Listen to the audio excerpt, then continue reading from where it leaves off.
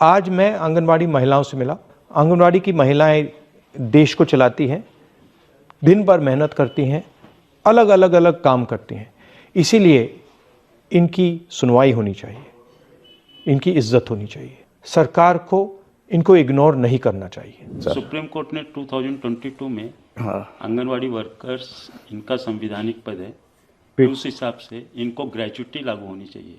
और सर 3 साल हो गए हैं, ये सरकार उस बारे में कुछ भी निर्णय नहीं ले रही, सुप्रीम कोर्ट के आदेश को नहीं मान रही है सर। तो ये ग्रेच्युटी सुप्रीम कोर्ट ने जो दिया आदेश, वो इस सरकार से लड़ के हमें लेना है, और उसमें आपकी भागीदारी बहुत महत्वपूर्ण रखती है। दूसरा मुद्दा है कि गुजरात हाई कोर्ट ने बोला है कि आंगनवाड़ी वर्कर्स को परमानेंट करिए, और जब तक परमानेंट नहीं कर रहे हैं तब तक इनको 3 क्लास का वेतन दो। तो वो भी मुद्दा उठाना चाहिए कांग्रेस पक्ष ने इसी लोकसभा में। बाल विकास नाम क्यों पड़ा? बच्चों का विकास ना है, माताओं का विकास है। और देश से कुपोषण दूर हुआ कि नहीं हुआ, ये हमारे स्वर्गीय इंदिरा गांधी जी का है, जिस समय के हम लोग शुरू किए थे। आप कुछ कहना चाहते हैं? राशन हम पकाते हैं आंगनवाड़ी सेंटर में, उसका फ्यूल का खर्च जो मिलता था वो नहीं दे रहे। 2-2 साल से जेब से सारा पैसा खर्च हो रहा है। आंगनवाड़ी वर्कर से सुपरवाइजर प्रमोट होने थे 5 साल से, उसका बैन लगा के बेनिफिट कुछ नहीं देना चाह रही है सरकार, लेकिन काम सारा राज्य सरकार वर्कर से ले रही है फ्री में, और अपनी वाहवाही करने में लगे रहते। बेसिकली चाहते हो कि परमानेंट किया जाए जी, और बोनस ग्रेच्युटी दी जाए। ठीक है। न्यूट्रिशन के बारे में 2017 में 8 रुपए देता था सरकार, अभी 2025 8 रुपए किस चीज के लिए? पर लाभार्थी। अभी 2025 में महंगाई इतना बढ़ गया, 8 रुपए ही देती है। उससे कुपोषण बढ़ता कुछ है, नहीं होता है। बढ़ता है और कुपोषण बढ़ रहा है दबा के रख के। सर ये क्या चल रहा है? इसके बारे में, न्यूट्रिशन के बारे में, अच्छा न्यूट्रिशन अगर दे देंगे तो बच्चे कुपोषित नहीं होंगे। ये बहुत बड़ा देश का सवाल है। ठीक है, थैंक यू। आंगनवाड़ी सेविका कांग्रेस की बहुत बड़ी आभार व्यक्त करती है कि आज 28 लाख परिवारों को कुछ भोजन भी मिल रहा है काम करके। और माननीय प्रणव दा जब वित्त मंत्री थे तो 1500 से 3000 रुपया कांग्रेस के टाइम में हुआ था, वो भी बजट सेशन में ही हुआ था। लेकिन आज हम लोग लगभग 10-12 साल से बजट सेशन के लिए दूसरे की भी सोचनी है। जैसे आपने बिल्कुल सही बोला, मैंने कहा दलितों का नाम लिया, और मैंने गलती की, मैंने अति पिछड़ों का नाम नहीं लिया, लेना था। तो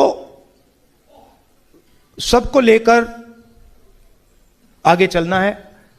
दलितों की इश्यूज थोड़ी अलग हैं, अति पिछड़ों की थोड़ी अलग है, माइनॉरिटीज की थोड़ी अलग है, बट सुनकर सबको एक साथ लेकर आगे चलना है। और एक मुझे लगता है शायद थोड़े साल लगेंगे, बट जो एक प्रकार से मोहन भगवत जी ने कहा कि जब कॉन्स्टिट्यूशन बना था तो हिंदुस्तान को आजादी नहीं मिली थी, तो उनका कहना था कि सच्ची आजादी मोदी जी के अंडर मिली, राम मंदिर, जिसमें ना किसी दलित को इनॉग्रेशन में, ना किसी दलित को बुलाया, ना किसी आदिवासी को बुलाया, ना किसी गरीब को बुलाया, अदानी जी अंबानी जी को नचा दिया। तो उन्होंने दूसरी आजादी की बात की, मगर एक्चुअली वो नहीं समझे कि वो दूसरी आजादी उनकी वाली नहीं है, वो हमारी वाली है, वो आने वाली है।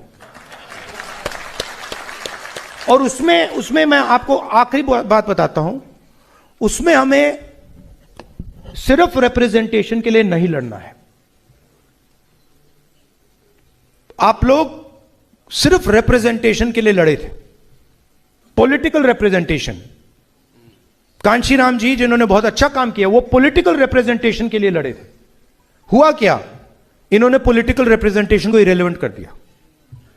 आज पॉलिटिकल रिप्रेजेंटेशन का कोई मतलब ही नहीं है। तो आज नहीं, वो लोकसभा में एमपीज मुझे कहते हैं बीजेपी के, भैया हमारी तो यहां पे मूर्ति बना रखी है। मतलब सर हम मतलब चुनाव जीत के आए, हमने सोचा था एमपी बनेंगे, यहां पे तो भैया मूर्ति बना के खड़ा कर दिया है, और मूर्ति बोल भी नहीं सकती। तो जो संस्थाएं, जो इंस्टीट्यूशंस हैं, चाहे शिक्षा के इंस्टीट्यूशंस हैं,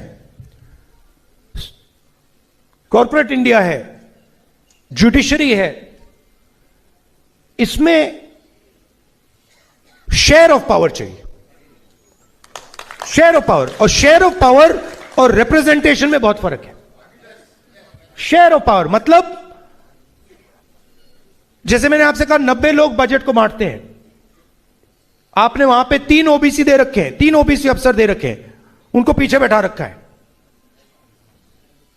50% उनकी आबादी है, बट शेयर ऑफ पावर 5%। दलित 15% है हिंदुस्तान में, 16 कह लो,